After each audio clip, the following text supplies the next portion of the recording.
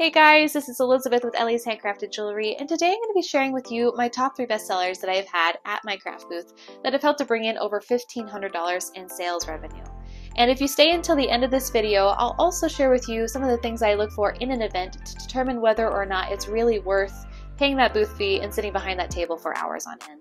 Before we get into it, go ahead and hit that like button, subscribe, and hit the notification bell so that way you don't miss any of the tips, tricks, and future videos. So the first one that topped on the bestseller list was dainty rings. I sold a lot of dainty rings, and actually if you look for the card or even down in the description, it's going to be that dainty ring tutorial that I actually have available here on YouTube. And the vast majority of sizes that I had available were between 5 and 8. You probably want to have some outlying sizes, otherwise you want to kind of keep it in that range because that's the typical, I think the average range for most women. Another thing that you might also consider are adjustable rings. Adjustable rings are really great for those who don't know what their ring size is, maybe you don't have a way of measuring. Even then, just putting it on, maybe there's one that's not their size. Adjustable, at least they can kind of make it adjustable to themselves. I sold quite a few of those as well. The other reason that the rings may have been really popular is because they were inexpensive, they were dainty, they were small, you could stack them, so you could have multiple at one time. I had one lady buy 2 of them so she could stack them, and they're just really fun. I think they're just really fun, and they're just great gifts as well.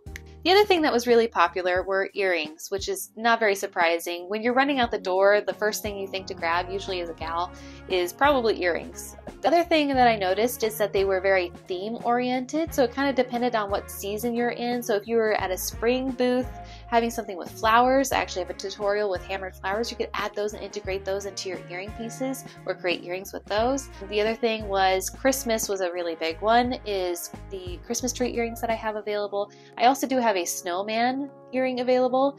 Both of those sold really well also. So doing things that are themed are really popular, and so just keeping an eye out for that as you are going from show to show. It's a tip though about earrings, and something you can also keep in mind is there are a lot of people that have sensitive ears, so you might want to consider 2 things. The first one is that you want to make sure you have earrings that are minimalist in nature, so they're light on the ear, they don't pull down on the ear and cause irritation.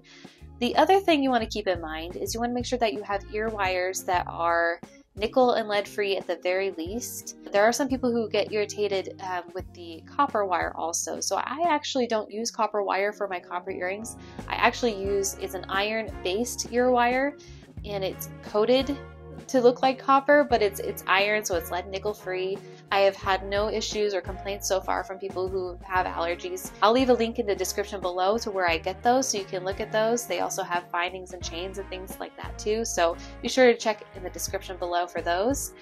And let's move on to the bestseller number 3.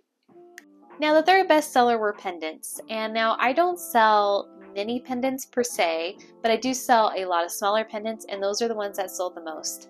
And I think that could be for a variable of reasons. Number one, they might be inexpensive in comparison to the more statement pieces. Maybe they don't want something that's a statement pendant. They want something that just kind of goes with everyday casual wear. Also, a lot of them were gifted items, so I think people are very cautious when they're buying for other people, especially if they're not entirely sure on what their taste or style is. They might go the safer route and buy something that's smaller and less expensive.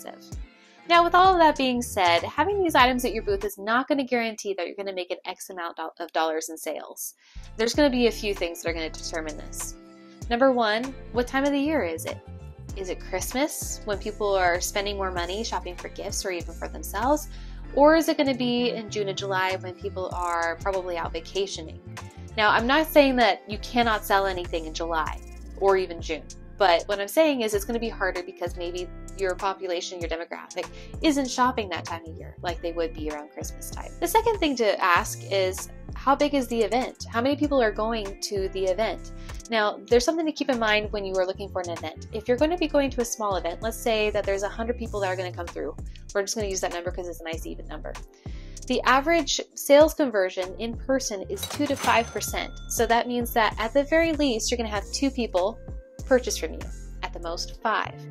Now that might cover your booth fee, but that might not, versus an event that maybe has 1,000 people that are coming through. At the very least, you're going to have 20 sales, and at the most 50 sales. So that is quite a difference. So just looking to see how big is the event going to be, how well known around here is it.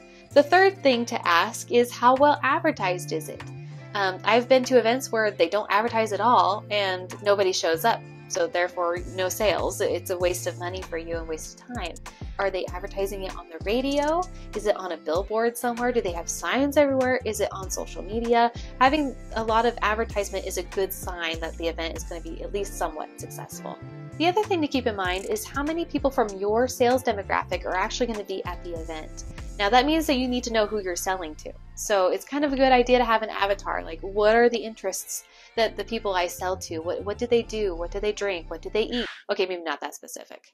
But knowing these things is definitely going to help you get an idea of what events are best suited for your demographic. So let's say you're selling something that's Western styled.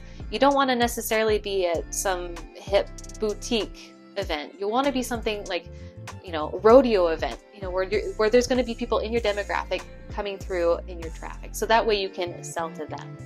Now the fifth thing and the biggest thing is it's going to depend on you. It's going to depend on how you set up your booth. Is it easy to navigate? Does it leave an impression for people who are coming by?